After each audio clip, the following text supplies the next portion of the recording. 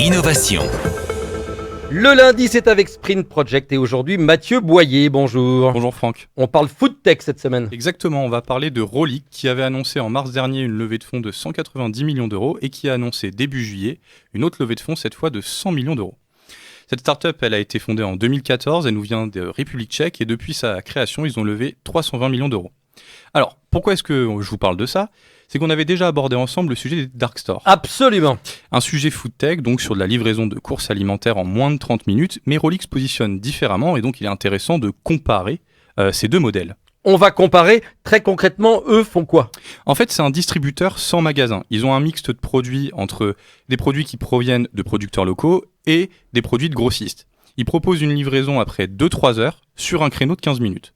En termes de gamme de produits, ils ont 17 000 produits qui sont référencés, avec des prix allant d'un prix distributeur à des produits qui sont plutôt premium.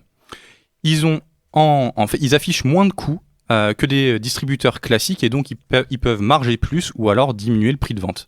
Quelques chiffres pour qu'on comprenne les volumes ? En 2020, ils ont 5 entrepôts, 3 en République tchèque, 1 en Autriche, 1 en Hongrie. Leurs entrepôts font entre 7 et 15 000 m².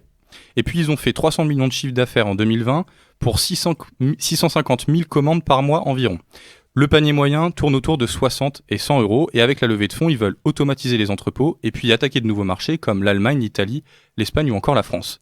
On avait donc effectivement parlé dark store ensemble. On a dit on va comparer. Comparons. Qu'est-ce qui est différent là ? En fait, on a d'un côté la précision avec Rolik qui propose une livraison sur un créneau de 15 minutes et de l'autre une livraison ultra rapide en moins de 15 minutes. Donc c'est deux modèles différents.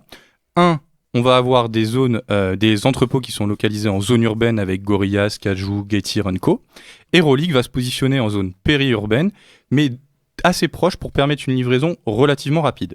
Il y a la largeur de gamme qui est vraiment différente puisque les dark stores vont proposer 2000 produits alors que Rolik, on l'a dit, c'est plutôt 17 000 produits référencés.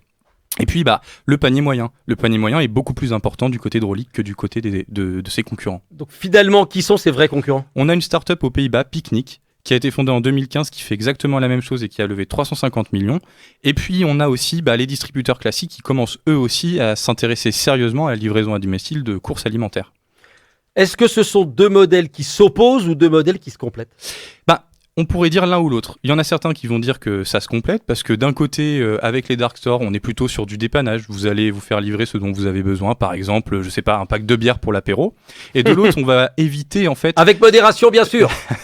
Vous allez éviter d'aller faire vos courses le samedi et de perdre votre temps toute la journée. Donc c'est deux modèles qui peuvent se compléter, mais ce qu'il faut vraiment suivre, c'est la tendance en fait des consommateurs et les attentes qu'ils vont avoir post-Covid. Et c'est ça qu'on suivra ensemble. On suivra et évidemment on en reparlera ensemble dès la rentrée. Merci beaucoup.